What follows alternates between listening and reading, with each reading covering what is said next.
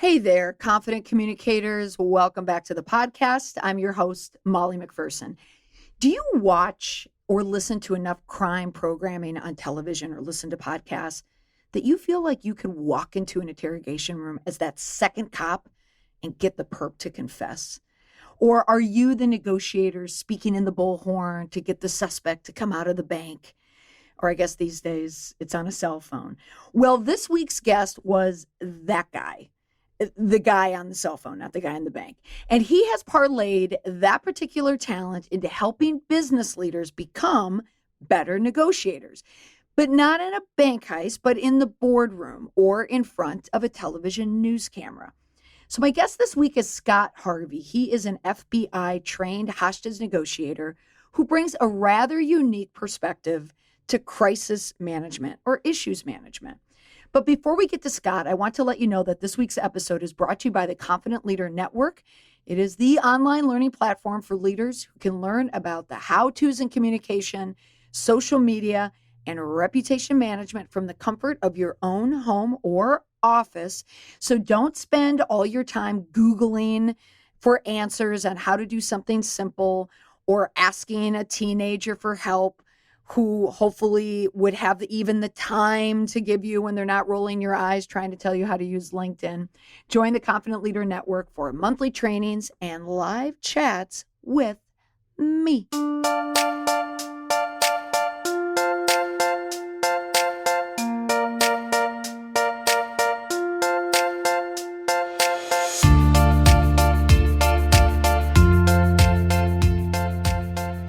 Scott, welcome to the podcast.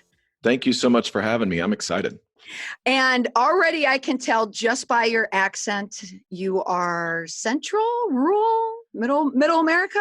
I am Central Kentucky. Yeah, proud, not born here, but pretty much lived here for 20 plus years. So they don't count me as a native Kentuckian, but I do.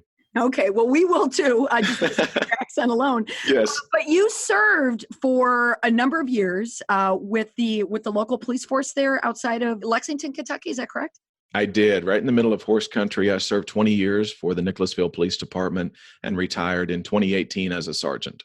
Okay, so you retired as a sergeant. So that tells me you have a lot of experience with a lot of different, very cops-like experiences, would you say? Yeah, I do. I did my time, and I should write a book on the police stories, but the problem is most people wouldn't believe some of them. Really? So, well, just to pivot for a moment, what is a big action in horse country in Kentucky if you're a sergeant on a police force? So the big thing we have here, like any city, is we have kids with a lot of free time, and that leads to a lot of car break-ins, which are aggravating, but they're not a huge deal. But interestingly enough, just this morning, I saw that one of our officers was involved in a shooting last night. And so the first thing I started this morning was contacting a friend of mine, just checking to make sure everybody was okay.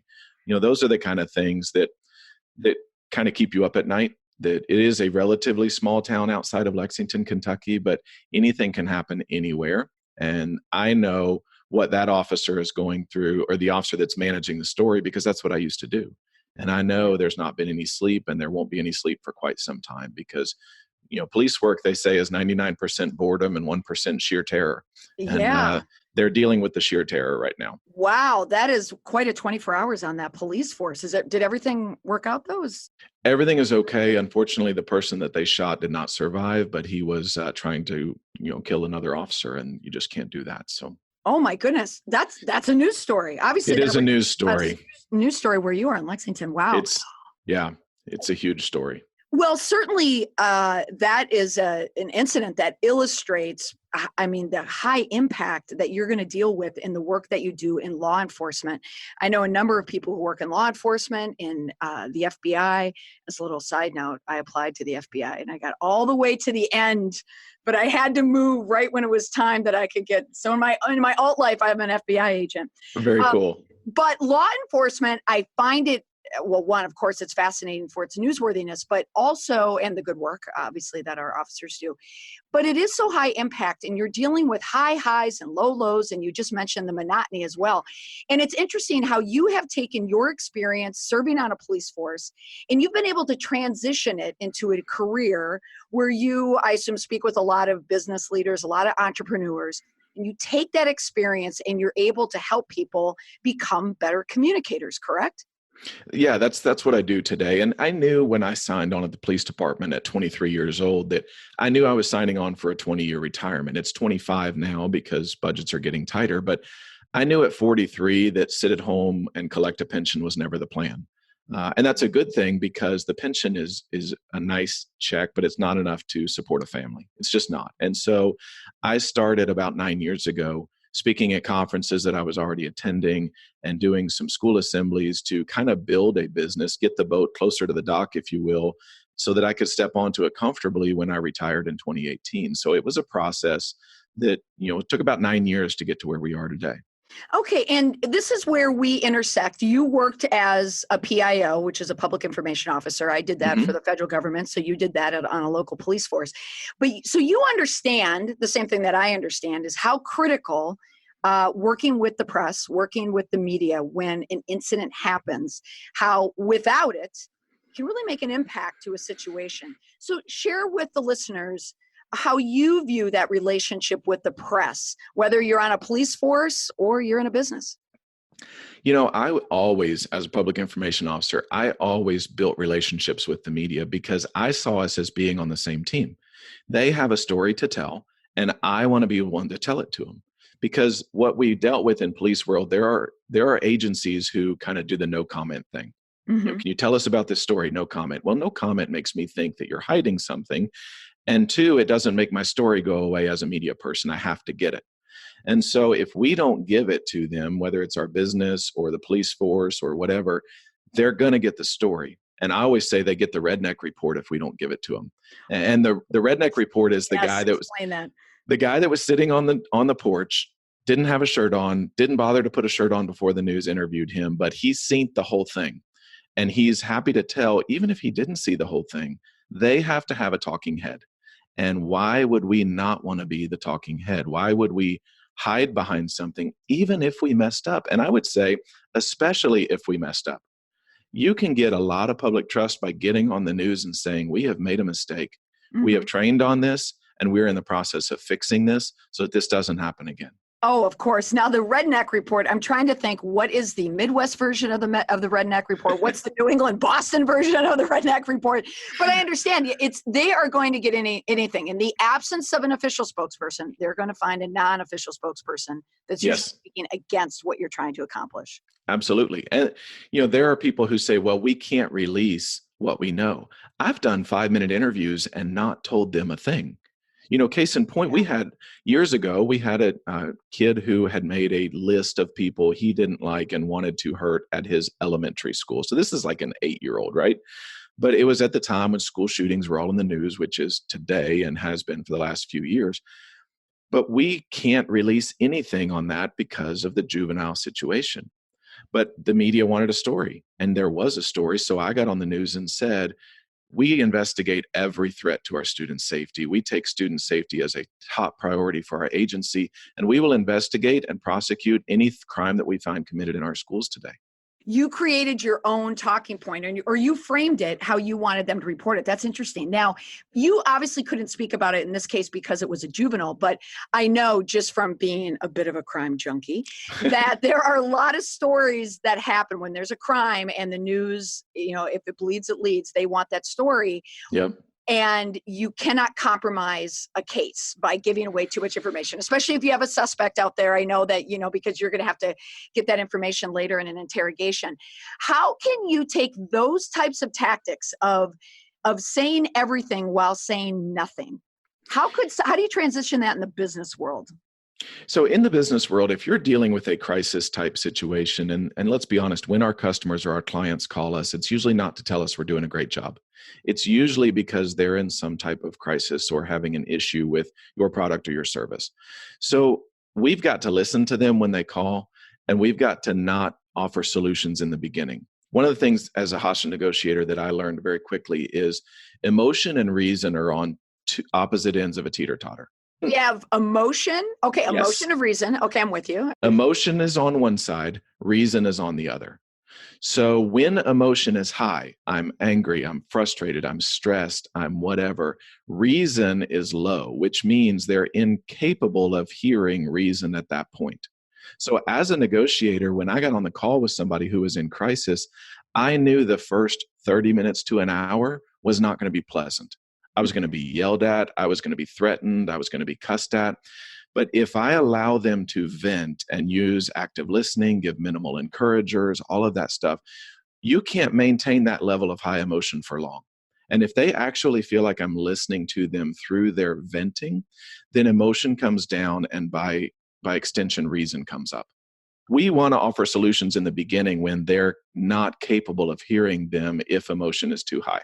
You can use the teeter-totter analogy. Oh, let me see, with teenagers, with a partner or spouse you're arguing with, Yes. with a coworker, with a colleague. I mean, there's so many places where you could use that. Yes. You mentioned the word active listening. So how Hmm. do you calm? Let's go back to negotiating, heated Hmm. in your previous world. What are some of the tips of active listening? Like, what are you listening for while you're just letting the situation run out? Because obviously it's a timing thing too. Like, you're just running the clock and you just want them almost to exhaust themselves.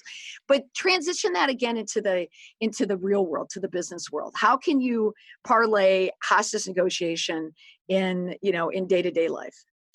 So almost never the first thing out of somebody's mouth is their legitimate problem. And Oh, that's so interesting. if we start to try to solve that first thing, generally that's a symptom or an offshoot of the initial problem. You Okay, know, give the me an example from law enforcement and then give me an example of business, like where someone would give you the false problem. Okay. When I'm on negotiator and I get on the phone with somebody, their problem at that point is that they're in a situation they can't get out of and they make it the police's fault. You guys showed up. You guys are doing this. You guys, but that's what I can control as a negotiator. So I can say, I can back some people up. I can give you some breathing room. And that immediately establishes me as the one who can help them. But that's not their problem. The problem started 6 months ago or 6 years ago when they started making poor decisions that got them to today. Mhm. And so, from a law enforcement standpoint, let's not focus on today. Let's focus on how we got here and tomorrow, how we can keep from getting here again. Because one Okay. of the things we know in law enforcement is people who talk to negotiators, hostage negotiators, they have a high recidivism rate, which means they will do the same thing generally again because they're poor decision makers, they're impulsive, they have a substance abuse problem. And if we successfully negotiate, it worked. They survived. There wasn't a huge issue at the end. And they know that it's a way to get some attention and get some help because we will always take those people to help. And sometimes it's a cry for help that caused the recidivism. Okay. And well, when you give them help, isn't it you bring them to jail? Sometimes, because sometimes, we call it hostage negotiation, but the true title is crisis negotiation because I may or may not have a hostage. I Right. may be, and one of the big things is I may be suicidal. Sure. And I Sure. have barricaded myself in my house. I'm trying to do suicide by cop, which is where I point a weapon at an officer hoping they'll shoot me because I can't Right. kill myself. Right. So those people may or may not have committed a crime, but they get immediately transported to a mental health facility where we can start the help train rolling. Okay. So let's make it more, let's say, low impact, and we'll bring it Uh-huh. into a business situation or an organization or a company. Right. Give me an example of something similar where you have to talk a client off the ledge, so to speak. So my favorite example, as everybody's favorite example, is I'm an Apple fan. I have Mac products. I have Apple. Everything Apple has, I use. Uh, One, because they work for the most part, and two, their customer support is through the roof. Mhm. So the other day, I was getting ready to do a student presentation that afternoon, and I got my MacBook out and started it up in the morning to run through the presentation, make sure it was going to work, and it would not load. So I immediately go into this panic of I have a show this afternoon. Now I keep two MacBooks because they can fail and I keep an extra one just in case. But then I was only down to one. So when I called customer support, I was in a tailspin of, I've got a presentation today. This has to work. And the fact that they talked to me like a human being, and the lady on the other end actually said, that really sucks. And I'm Mhm. like, it does suck. She goes, but I'm going to fix this. And the confidence that that gives me, my concern was my computer isn't working. That's what I told her. But really, the issue was, this is my business, this is my reputation, this is everything. And she pivoted it to say, this is now my problem, and we're going to fix this. Yeah, that's a great example. And as you were speaking, it's true. Like active listening is so key. And when people just want to feel heard, I guess that the same could apply to employees. If you're a leader and you have an employee, right, and I hear employee issues coming up a lot more. Like I was just in a workshop yesterday, and now I do communication workshops, media. I was doing media training, and employees always come up. They worry about the press, sure. They worry about public opinion and their customers. Mm-hmm. But then now they're starting to worry about their employees. So if you're a boss, you're a CEO, you're an executive, and you have an unhappy employee walking into your office, you're going to employ the same form of tactics, correct? Absolutely. And you have to listen not only to what's being said, but what's not being said. And one of the things that I did as a negotiator through, and it works in the business world as well, which is one of the great transfers, is I, I do something called emotional labeling, where Okay. when someone is kind of frustrated venting, I might look at them and say, man, you sound really frustrated by that. And that phrase is key, because I'm not saying, well, you're frustrated, Mhm. because that implies that I know what they're thinking. If I say you sound frustrated by that, they may correct me and they may say, I'm not frustrated, I'm angry. Okay, now we know what we're feeling. We know the emotion. The emotion is valid. So let's kind of drill down and find out why we're angry. So my natural follow-up question is, well, tell me why you're angry. And it may be the fact that I came in because I didn't get the day off I wanted, and that put my family into this situation. That makes me feel like you don't care, and I don't even know if I want to work here anymore. I mean, that's an extreme example, but those are the little things that turn into big things if we don't have the necessary conversations. And it's so simple what you're saying. As I'm hearing you, of course, you focus on the word negotiation. Whenever anyone hears a negotiation, it's either hostage negotiation or a sales negotiation, or, oh, I have Right. to negotiate to buy a car. But truly, negotiations come up in life constantly. You are All the time. constantly negotiating the situation.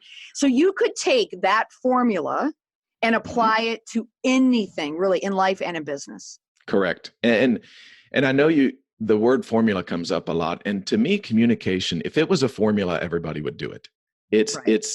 And I know you didn't use that intentionally, but it's more of an art, and it's an art of listening. When we're looking for a new negotiator, we don't care if you can talk your way, if you can sell ice to an Eskimo. We care whether or not you can listen, because Mm. that's really what it comes. Because if you listen for what's being said, for what's not being said, you can help solve the problem. And that's really what we all do in business, is we solve problems. And we solve problems. Oh, what an excellent message. Let me tie up a loose end. We were talking about the press originally, Hmm. and I had asked you about not being able to tell an entire story, which in many cases, people legitimately can't do it because it might be private information, Hmm. information that can't be shared. But there could be information that should be shared, but they just don't want to do it because they feel they don't have to. Right. Do you have any type of strategy for speaking with the press and speaking about an issue, and they're asking you a very direct question, but you don't want to answer it? So here's one of the things that I learned. Almost never are you doing a live interview with the media. They happen, but almost never. And then they don't air the reporter's question if it's not a live interview. They air your response. They ask you a question you don't like, you can answer completely differently. Yes. And what we did as a police agency, and I think what we should do as business owners, is reassure our customers, because they ask you a question that is supposed to strike fear, because as you said, if it bleeds, it leads. And we need to pivot that to reassure, we are looking into this, we are solving this issue, we care about our customers, our clients, and so this is priority one for us right now. Oh my goodness, that's wonderful. Now, let's transition into another area of communication that I know is key, and I'm sure you know a lot about it, is social media in terms of messaging. 20 years ago, so when you were a PIO 20 years ago, I was a PIO 20 years Hmm. ago. It was television, it was newspaper, maybe it was radio here and there. Yes. Social media was not there, and it's a completely different business now. Okay, tell me the journey now, how you've been able to transfer those types of strategies into social media. So most of my law enforcement career, I was in prevention focused areas. So I did patrol, I did hostage negotiation my whole career because that was an extra duty. But I was in crime prevention. So I was teaching the D.A.R.E program. I was supervising school resource officers. I was teaching our Citizens Police Academy. I was organizing community events, all of that stuff that was what we in the business world would call public relations. Mm-hmm. So I was doing all of that stuff. And the social media came out of all of my work with students because as they got involved in this, they're the early adopters. I got to be relevant. And so I got involved in it. And for an extrovert like me, it was just amazing. It opened up ways for me to help, for me to communicate, for me to track with people, because that's what I love doing. I love communicating, and social media was the next level communication for me. But it did vastly change the police world. It used to be a cycle of news where you were about every 12 hours, there was a newscast. And now with 24-hour news, they expect updates at 1 o'clock in the morning. And with social media, you can give those updates and you can give them briefly. Even if it's something as simple as we've had to shut down this road due to a fatal accident, we'll notify you when it's open. And we'll put that on Twitter from the police department. As soon as it's open, we'll let people know you can reuse this area. It's back open again. So those are real-time communication things that we just couldn't do 20 years ago. Mm-hmm. Now, would you say that all businesses should have a relatively 24/7 presence on social media? And if they don't have a person, they should have some program in place or something implemented where people can get information from social media. Yeah, especially if it's a crisis. I think that, if it's normal everyday stuff, I'm fine that somebody uses a scheduler for their social media so they're putting stuff out. You have to be careful with a scheduler though, because if some tragedy hits and you're scheduled to make a joke about something 6 hours from now that wouldn't Right. be funny after that tragedy, you can really get yourself into a public relations nightmare. Oh, So, absolutely. Yeah. I think schedulers can cut both ways. But I think you have to be putting out content. One of my favorite Instagram accounts, believe it or not, is TSA, Transportation Safety Administration, which is nobody's favorite time of travel. Nobody loves TSA when it comes to travel. I like them because I don't like blowing up on airplanes. So Yeah. I'm a fan of what they do, but their Instagram account gives out all kinds of information. It's done with the appropriate level of snark and humor that shows they don't take themselves too seriously. Mm-hmm. And kind of in a joking way, they're just highlighting the fact that their agents are doing their jobs. And so when I go through TSA, I'm thinking of this account and I'm thinking maybe they'll find something that will help me. And then they'll post about it in kind of a funny tongue-in-cheek way, even though it's not funny. But in law enforcement, with the other officers, we would joke about sometimes things that the public wouldn't understand because that's a coping mechanism. We saw the worst of the worst. Right. And sometimes to keep from crying, you crack a joke. You had mentioned TSA, and I follow TSA as well. And one thing I admire about them, and one thing I noted, is that when you are a maligned agency, it's good to go with that tongue in cheek. Like, we get it. We understand that 90% of you hate us, but you only love us when there's something happening at an airport. Mm-hmm. I know that experience just working at FEMA. I worked in an agency when everyone hated FEMA. So you understand that feeling. And I would assume on the police force, it's quite similar. Everyone loves a police officer when you need them, but if you have to get somewhere and you get pulled over for speeding, then you don't like them. And you need to have that type of humor show up, or that understanding that shows up on social media, right? And I think that's what that really sets apart like a really clever social media team or person, is when they understand who they are and what they represent. And if they can pull off tongue in cheek, it works well. Yeah. And there are some agencies that are doing this really, really well. There are some people who are paying a lot of people to manage their social media. And I like that. But at the same time, you have to be careful with who in your agency is managing your social media.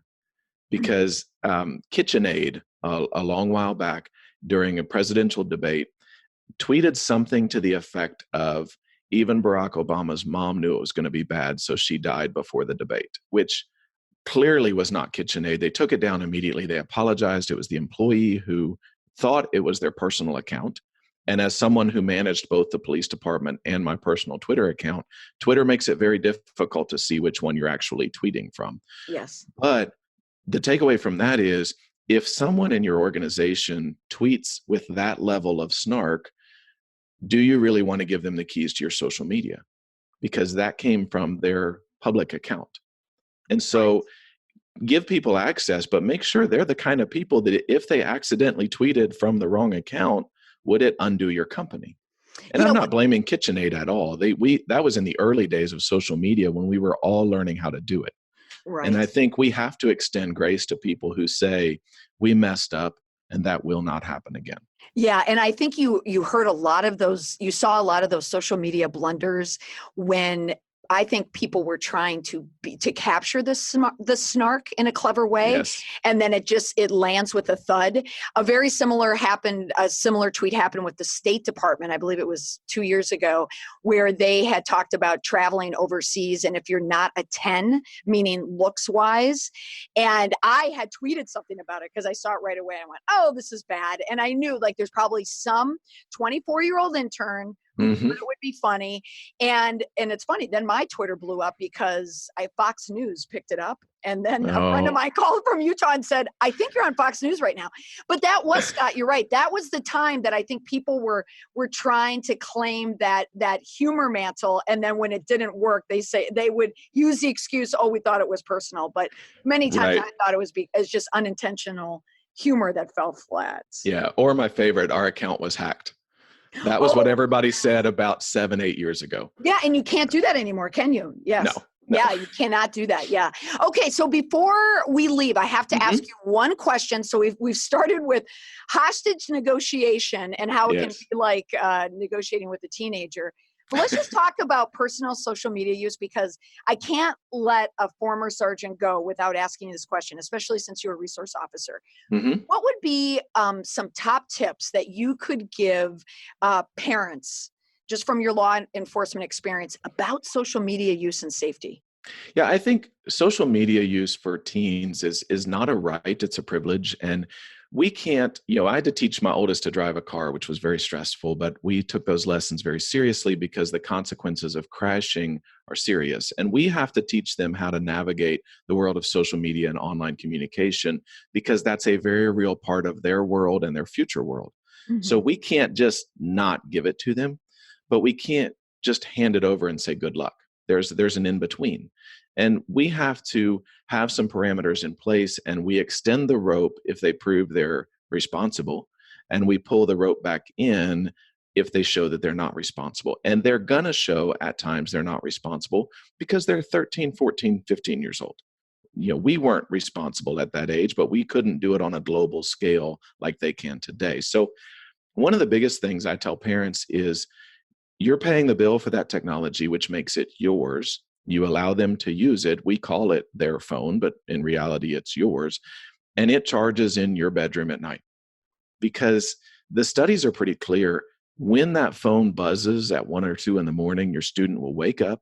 They will deal with drama because nothing good happens at 1 or 2 in the morning. And they will come out of that deep sleep cycle that resets and wipes their brain from yesterday's drama. And when we're in a drama-filled environment 24 hours a day, 7 days a week, we are going to have increases in anxiety, depression. We're seeing PTSD diagnoses in middle and high school students because their brain never gets the 8 hours it needs to rest.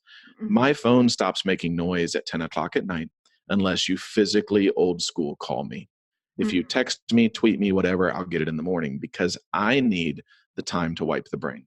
And if I need it at 44 years old, of course, my 14-year-old needs it. Oh, absolutely. Now, what about, this is, again, the crime junkie in me. What about safety with kids and passwords and sharing passwords? Yeah. So the understanding at our house is because it charges in our phone or in our room at night, my wife and I can access it. Now, that being said, I have a 19-year-old also who's in college. Her phone does not charge in our room when she's at home for the summer. We stopped doing that about 6 months into her senior year because we let out more rope because she had been responsible. But that being said, I have all of her passwords to all of her social media in an envelope that she sealed, straight out of the police world. Seal it, write your initials across it so dad hadn't messed with the envelope. And Hmm. I explained to her, I said, God forbid if you go missing someday, I want to be able to log into your social media accounts from my device and see who have you been talking to, what Hmm. plans were you making? Because parents think I follow them, I know what's going on. You follow their public persona. Hmm. The real deal is happening in the DMs on Instagram, on Twitter, on Facebook. It's probably not Facebook if they're teenagers. It's Right. probably Instagram, Snapchat, stuff like that. Okay, Those are only in an emergency. It's like the break glass in case of emergency thing. I tell my daughter, this is sitting here in my desk drawer. When you get married, you can come pick it up if you want. I hope you don't, because there may still be an emergency that I have to locate you. Oh, absolutely. And all of these stories that you hear in the news, where someone goes missing and they can't find someone, and people immediately go to social media. They want to see the last post, the last public post that they shared, with their friends. And it's true, you can't get behind the wall, so to speak. But Mhm. what valuable intel, if anything, happened to someone that you could find on the inside of a social media account? That's great Yeah. advice. Yep. Okay. Well, Scott, fascinating. And it is fascinating how easily that you can take situations in law enforcement, real life or death situations, but how simply and easily they can transition into the real world, into the business world, with just simple tactics such as active listening, understanding, showing empathy, showing understanding that you understand where that person is coming from and how they're feeling, and then working with that, like once you've calmed them down. It's really everything's a negotiation.